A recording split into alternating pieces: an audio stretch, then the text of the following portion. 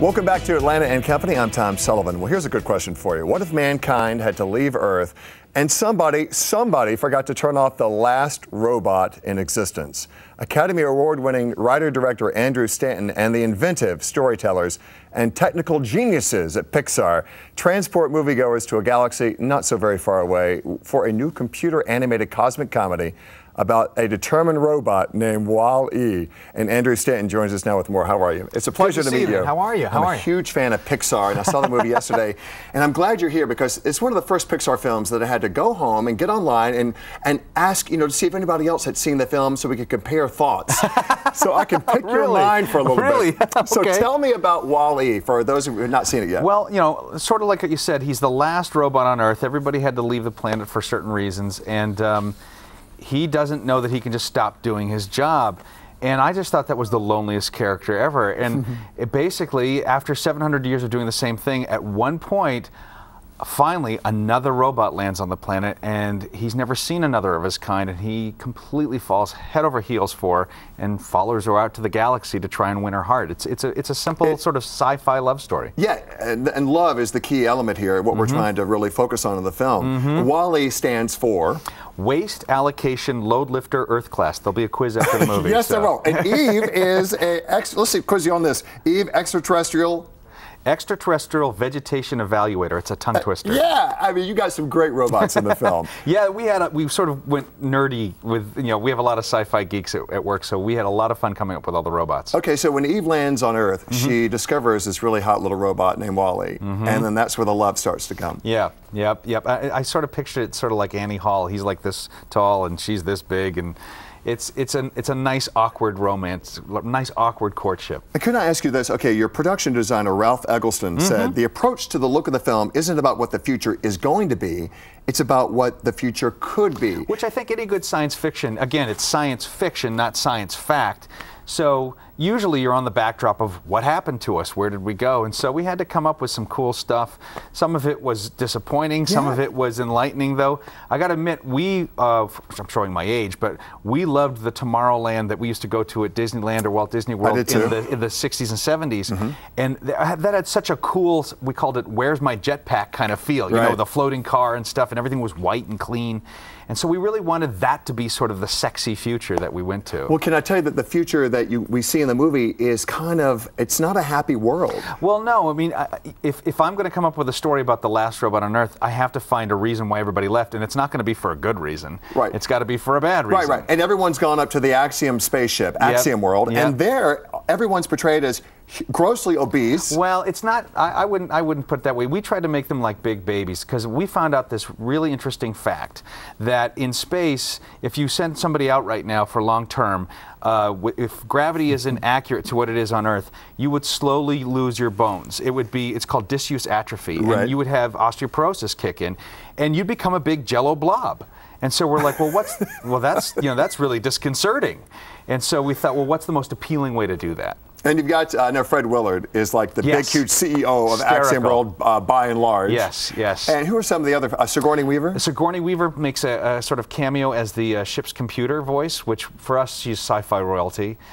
Jeff Garlin, who everybody knows from either Curb Your Enthusiasm or Daddy Daycare, he plays a big role in the movie. And then the rest of the cast is done by a sound designer named Ben Burt, who everybody knows his work but may not know him. He did all the sounds that you know from Star Wars and from the Indiana Jones movies. I mean, he did R2-D2's voice, Darth Vader's, breathing, and he really came up with Wall-E's voice, Eve's voice, all the robot voices. He's a large part of the cast. Yeah, I know he also did a little bit with E.T., I believe. Yeah, I think so. And, this is what audiences are probably going to find different from other Pixar films. There is not a lot of talking.